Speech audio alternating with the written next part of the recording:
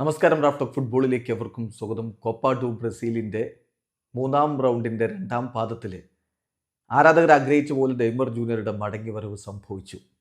രണ്ടാം പകുതിയിൽ കളിയുടെ 66-ാമത്തെ മിനിറ്റിൽ റോൾ ഹെയ്സറെ പിൻവലിച്ചുകൊണ്ടാണ് നെയ്മറെ ക്ലബർ സേവിയർ കളിക്കളത്തിലേക്ക് വിട്ടത്. നെയ്മർ തൻ്റെ ജോലി ഭംഗിയായിട്ട് നിർവഹിച്ചിട്ടുണ്ട്. അനായാസം പെനാൽറ്റി ഷൂട്ടൗട്ടിൽ അനായാസം അദ്ദേഹം പന്ത് വലയിലേക്ക് എത്തിച്ചു. തൻ്റെ സ്വതസിദ്ധമായ ശൈലിയിൽ ഗോൾ കീപ്പർക്ക് ഒന്ന് അനങ്ങാൻ പോലും പറ്റിയില്ല. അദ്ദേഹത്തിന് പിടികിട്ടിയില്ല എന്താണ് സംഭവിച്ചത് എന്ന്. എന്തായാലും സുന്ദരമായിട്ട് നെയ്മർ പന്ത് വലയിലേക്ക് എത്തിച്ചിരുന്നു. ബട്ട് അൺഫോർച്ചുനേറ്റ്ലി പെനാൽറ്റി ഷൂട്ടൗട്ടിൽ സാന്റോസ് വീണു. കോപ്പ ഡു ബ്രസീലിൻ്റെ മൂന്നാം റൗണ്ടിൽ ആദ്യ പാദം 1-1 സമനിലയായിരുന്നല്ലോ. രണ്ടാം പാദം 90 മിനിറ്റ് കഴിയുമ്പോൾ ഗോൾ രഹിത സമനിലയായിരുന്നു. തുടർന്ന് പെനാൽറ്റി ഷൂട്ടൗട്ടിലേക്ക് കളി പോയി.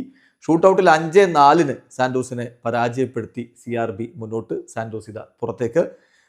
എന്തായാലും നെയ്മർ ജൂനിയറാണ് സാന്റോസിൻ്റെ ആദ്യ പെനാൽറ്റി എടുത്ത് അദ്ദേഹം അത് അനായാസം വലയിലേക്ക് എത്തിച്ചിരുന്നു. എന്നാൽ സാന്റോസിൻ്റെ ഭാഗത്ത് നിന്ന് ഗുയർമേക്കും ഹോസെ ഇവാൽഡോക്കും പന്ത് വലയിലേക്ക് എത്തിക്കാൻ കഴിഞ്ഞില്ല. 5-4 ഷൂട്ടൗട്ടിൽ തോറ്റുകൊണ്ട് സാന്റോസ് ഇതാ പുറത്തേക്ക്. പക്ഷേ നെയ്മറുടെ ആരാധകർ ഹാപ്പിയാണ്. അദ്ദേഹം പരിക്കിൽ നിന്ന് മുക്തനായി തിരികെ കളത്തിലേക്ക് വന്നല്ലോ. അദ്ദേഹത്തിൻ്റെ ചില മികച്ച നീക്കങ്ങളും കാണാൻ പറ്റി. സോ ഇനി അവരുടെ കൂടെ കളിക്കളത്തിൽ സുൽത്താൻ ഉണ്ടല്ലോ, അതിൻ്റെ ഒരു ആശ്വാസം ആരാധകർക്കുണ്ട്. വീഡിയോ അവസാനിക്കുന്ന ഫുട്ബോൾ ലോകത്തെ കൂടുതൽ വിശേഷങ്ങളുമായി റാഫ് ടോക്സ് എത്താം.